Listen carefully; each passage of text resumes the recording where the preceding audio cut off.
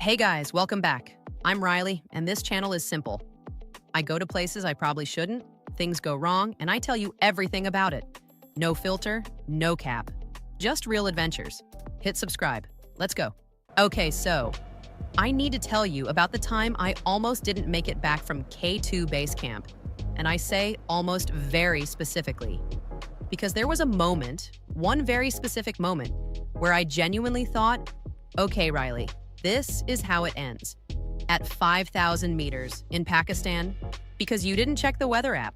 K2 is the second highest mountain in the world, 8,611 meters.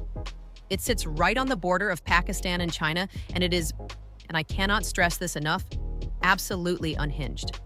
Like Everest gets all the fame, but K2 has a higher death rate. The mountaineers literally call it the Savage Mountain. I saw that on Wikipedia the night before I left, and I thought, cool, totally fine. I'm just going to base camp anyway. So I flew into Islamabad, then Skardu, which, by the way, the flight from Islamabad to Skardu is through the most dramatic mountain scenery I have ever seen in my life. We're talking Nanga Parbat right outside the window. I was literally pressing my face against the glass like a little kid. No cap.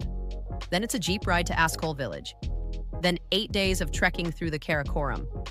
8 days. Through glaciers, river crossings, altitude, the whole thing.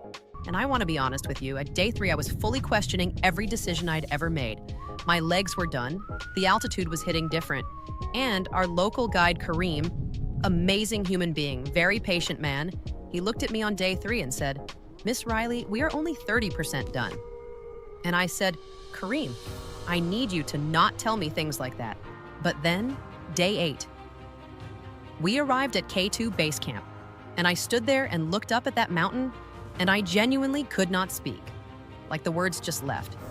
K2 above me, Godwin-Austen Glacier underneath my boots, complete silence except for the wind. It was the most powerful thing I've ever felt in my entire life. And then the storm came, out of nowhere.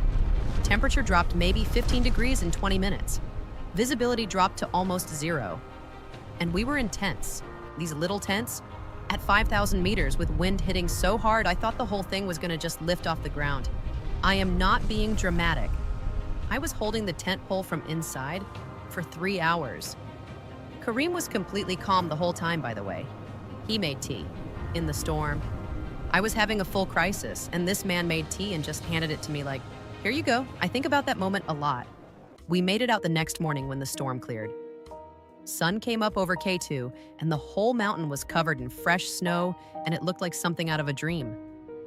K2 base camp, Pakistan, 10 out of 10. Would I go back? Absolutely yes. Would I check the weather app next time? Also yes. Drop a comment if you want a full packing list for the K2 trek. And if you've been there, catchy, tell me your storm story. Because I know I'm not the only one.